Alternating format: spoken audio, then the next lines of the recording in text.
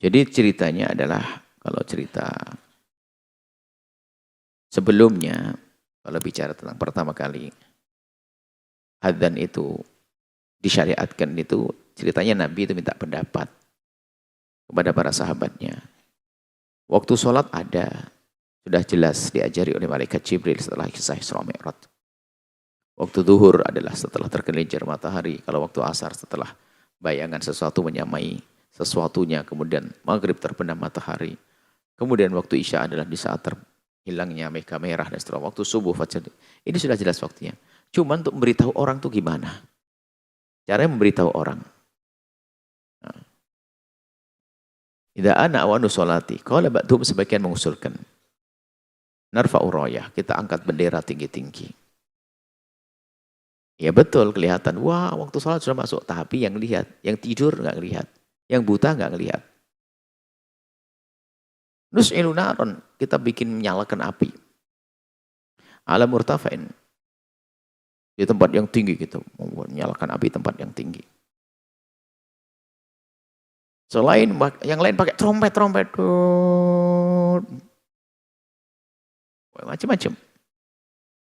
Sebagian pakai itu trompet, ada ya mukul apa yang berbunyi itu, ya gitu. Oke, sebagian pakai panggilan. Tapi Nabi belum menyetujui, manggil loh, ya sholat, atau bagaimana terserah. Dan Nabi tidak setuju dengan trompet, dengan ini, kecuali dengan panggilan. Semuanya ditolak, trompet, apa saja. Yang lain-lain tadi, api, Nabi tidak setuju kecuali yang akhir. Kemudian saat itu ada namanya Abdullah bin Zaid, yang biasa manggil. Fabainama huwa naim wal yaqdan. Jadi Sayyidina Abdullah bin Zaid itu di saat antara bangun dan tidur, maksudnya mimpilah. Mimpi tapi kayak nyata banget. Ada yang banguni dan mengajari adzan. Jadi ada salah satu sahabat Nabi, Abdullah bin Zaid itu, dalam tidur itu bermimpi, tapi mimpinya jelas banget. Sampai apa yang ditemukan dalam mimpi itu enggak hilang di saat terbangun. Sehingga seolah-olah mimpinya itu adalah terjaga. Diajari adzan, bangun, diberitahu Nabi tentang mimpi tersebut. Lalu Nabi menjawab, itulah mimpi hak, mimpi yang benar. Akhirnya baginda Nabi menyuruh Abdullah bin Zaid, ajari Bilal. Karena suaranya bagus, ajari Bilal. Dan akhirnya dikumandangkan adzan oleh Bilal. Itulah awal disyariatkannya adzan. Jadi pertama seolah dalam mimpi, tapi Nabi setelah itu ikrarnya Nabi itu adalah wahyu. Nabi menyetujui adalah wahyu dari Allah. Adzan seperti yang kita dengar, Allahu Akbar, Allahu Akbar. Digunakan, disyariatkannya adzan liyunabbiha al-ghafila, untuk mengingatkan orang yang terlena. Bidzakir sahi, yang lupa, yang enggak ingat biar menjadi ingat. Liyakunal ijtima'u aman, sehingga perkumpulan nanti menjadi lebih luas, lebih banyak. Kalau sudah sama-sama tahu, berkumpul di masjid orang banyak. Kemudian zada Bilal fi adzan subuh, bisa tidak Bilal menambah adzan subuh, kemudian diikrar, disetujui oleh Nabi, as-salatu khairum minan naum. Semula tidak ada itu, lalu ditambah as-salatu khairum minan naum. Akhirnya itu semua menjadi syariat karena apa? Ikrarnya Nabi. Jadi kalau Nabi menyetujui itu pasti dengan wahyu. Marratain dua kali. Fawaqaha alaihi Rasul, kemudian Nabi menyetujuinya. Adzan. Adzan yang ada. Di sana ada adzan riwayat tentang hayya ala khairil amal. Seperti di Son'a itu adalah adzannya. Hayya ala khairil amal. Ada. Dan tentunya ini dengan riwayat-riwayatnya. Tapi riwayat kita adalah tidak ada itu. Adanya adalah as-salatu khairum minan naum. Wa kana Rasul ya'muru fi fajri Ramadan bi adzanaini. Nabi menyuruh kalau Ramadan adzan paginya 2 kali. Awaluha yunabbihu bihil ghafilun, yang pertama mengingatkan yang lalai. Hatta yatanabbahu lis-sahur. Jadi adzan pertama ini untuk orang pada sahur. Wa tsani lis-sholati, yang kedua adalah untuk sholat. Nah, ini ada orang mengatakan, jika engkau dengar adzan, kan kisah Sayyidina Bilal atau Sayyidina Ummu Maktum, salah satu sahabat Nabi, itu kan riwayat, jika engkau mendengar adzan, maka lanjutkan makanmu. Itu adzan yang pertama. Ini ada hari ini adzan yang kedua masih lanjut makan. Oh enggak boleh. Kalau adzan kedua, itu sudah masuk waktu subuh. Kalau dengar adzan, enggak boleh dilanjutkan makan. Kalau adzan pertama, lanjutkan makan. Memang itu adzan untuk sahur. Kemudian setelah itu para ulama, dan setelah itu, adzan itu adalah, adzan dua itu bukan hanya di waktu sahur Ramadan, karena puasa disyariatkan kapan saja, sehingga tahajud juga dianjurkan kapan saja, setiap hari. Akhirnya dua adzan itu adalah setiap hari. Jadi sebagian tempat adzannya dua. Pertama adzan mengingatkan orang agar tahajudan. Yang kedua adzan agar mereka bangun untuk melakukan sholat. Ini adzan itu ada dua. Seperti yang ada di pondok, adzan ada dua adzan. Dan hendaknya ini kembali kita hadirkan supaya orang tahu adzan pertama adalah adzan untuk sahur dan untuk tahajud. Adzan yang kedua adalah adzan untuk melakukan sholat subuh. Bukan adzanul Jum'ati wahidan. Dan juga adzan Jumat ada juga. Disyariatkan di tahun ini adzan Jumat. Cuman adzan Jumat itu semula pada zaman Nabi satu. Adzan Nabi satu.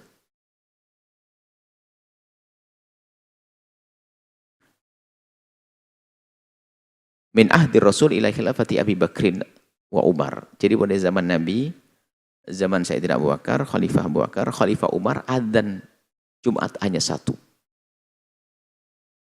Adzan Jumat hanya satu. Awaluhu, awaluhu yang pertama adalah idza jalasa imam ala mimbar. Waktu imam sudah duduk di mimbar, lalu ada adzan Allahu Akbar, adzan Jumat. Bahkan ala babil masjid, dikumandangkan di depan pintu masjid agar orang yang di luar mendengar kalau sholat Jumat akan dimulai. Kemudian ini terus berlangsung sampai Sayyidina Umar bin Khattab pas zaman Khalifah Utsman bin Affan. Sayyidina Utsman bin Affan ditambah adzan itu, adzan ditambah menjadi adzan ats-tsani, ada adzan yang kedua. Adzan yang kedua bisa babi kathratin nasi, karena banyak orang sudah meludah dan orang banyak tidak ingin Nabi ada yang ketinggalan dan tidak ingin para Sayyidina Utsman, karena kan ada orang pada di pasar, ada di sini, sehingga kalau adzan sekali itu berangkat dari pasar itu ketinggalan, sehingga ada adzan dua. Sehingga adzan dua itu sudah merupakan sunnah Khulafaur Rasyidin.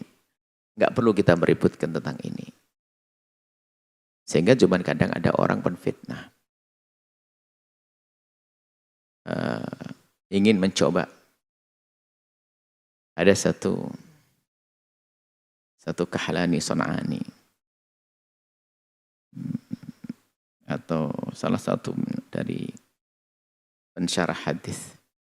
Apakah Son'ani atau Syaukani, Imam Syaukani atau yang penting salah satu pensyarah hadis itu seharusnya memaparkan hadis, cukup paparkan hadis bahasanya pada zaman Nabi satu, zaman Sayyidina Utsman dua, dan para ulama mengikuti itu semuanya. Dia mencoba membuat tarjih, tapi sifatnya tidak tahu siapa Bang Imat. Sifatnya kayak semacam provokasi dengan bahasa begini. Sudah jelas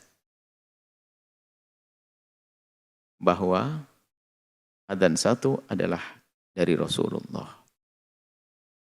Kayak gitu. Adzan dua dari Sayyidina Utsman. Mana yang kau pilih? Wah, ini kan provokasi. Seolah-olah ini musuhan antara Sayyidina Utsman dengan Sayyidina Nabi.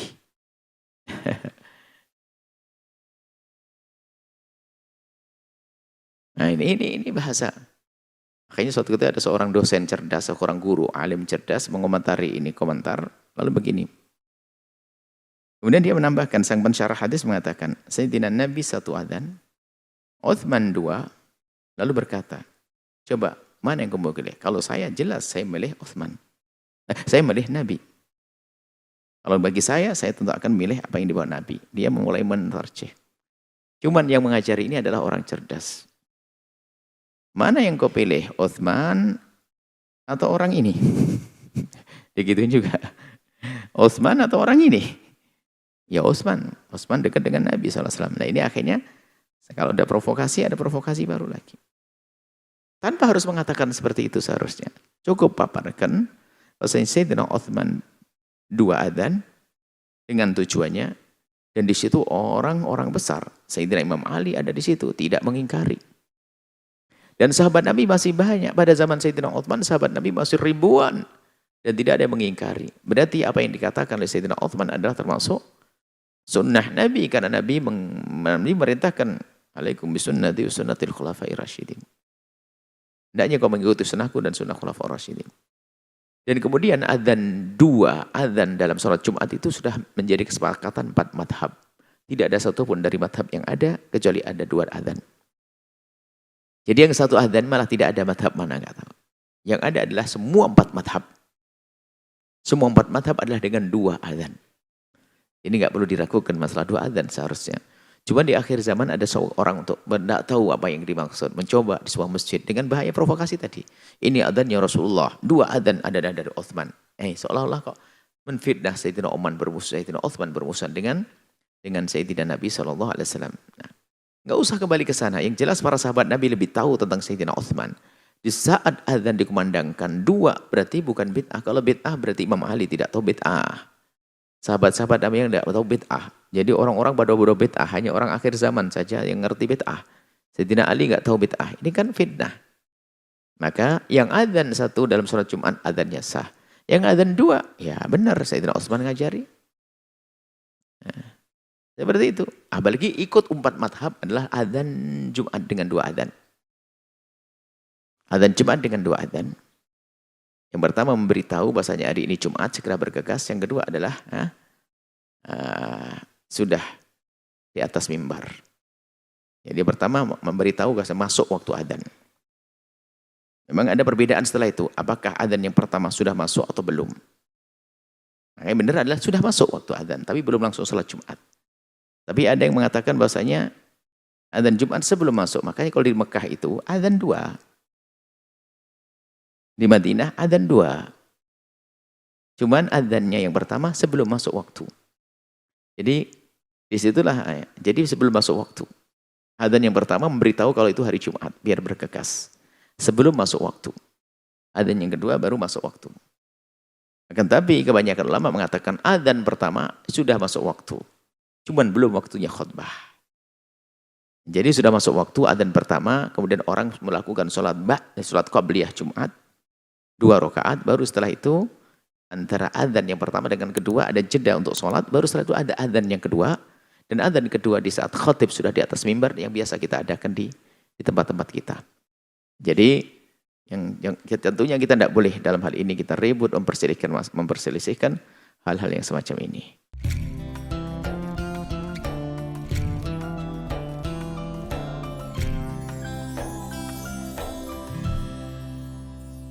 Sahabat Al-Bahjah TV, setelah menyaksikan video ini, jangan lupa bersolawat kepada baginda Nabi Muhammad. Shollu ala Nabi Muhammad. Allahumma sholli alaihi wa ala alihi wa sahbihi.